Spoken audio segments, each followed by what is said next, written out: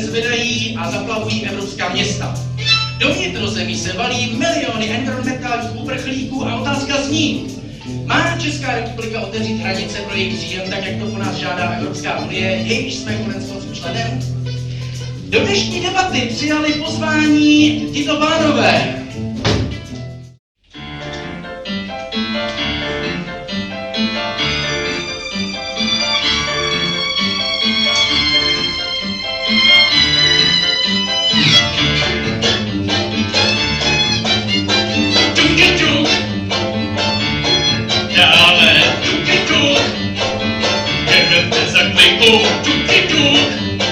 Zdraví stále,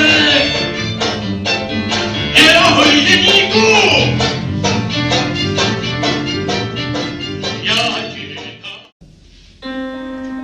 Co dělá šéf protiteroristického ve státě Čechy?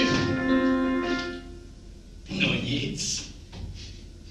Nohy na stole, v šuplíku pistole. A co je jisté, už nás netrápí fundamentalisté.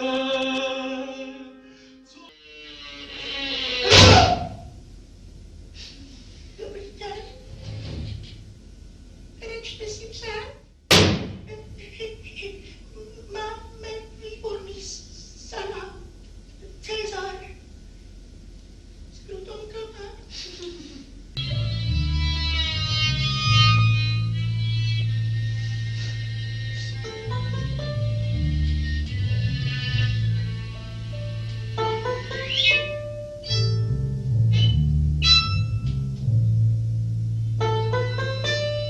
Počkejte, tady to ještě pokračuje. Dále požadujeme, aby byli propuštěni z vězení všichni bývalí poslanci komunistické strany Čech a Moravy. No tak to je vyloučeno. Jo. No tak si počkejte, až to zase křachne. Máme tady toho dost. Zavěsil. To není naše věc a ať zazní.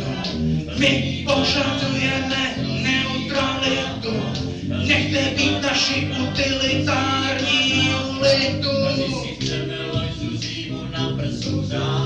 75 milionů. Děleno 4. Tak si to rozmyslete.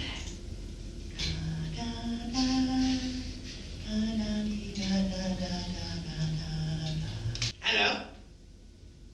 Dolejš. Cože? Mám to říct ostřejš? Jiří Dolejš! Je na nás povstílačiny s nimi! Ahoj se s nimi! Co? Zima je po smrti? Přesně tak! Zastavte se milionární spásy! Prokazuje píly, dejme se komu asi! Tímhle činem zasloužili. Já mám teorii. Co to bylo za zmíji? Určitě Holanďané! Chtěj tu přeci táboři, nový domov u nás mít, nový domov pro nás máme. On volá z vlastního mobilu, takže ho máme, takže ho máme. Teďka ty budeš spolu jen si tlačit na pilu, my mu to všecko pěkně spočítáme.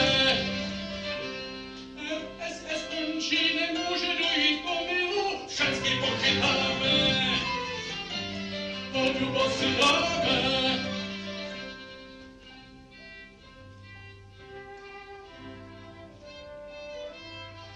Máte právo nevypovídat. Je to vaše země a švejkování je vaše svobodná volba. Neříkal jste, že jste tady náhodou. Je to největší infiltrace vojsk na dovolené v dějinách lidstva. My zbavím vás od západa тогда будем ваши протекторы. У нас все. Мазут, газ, кофе, лимон.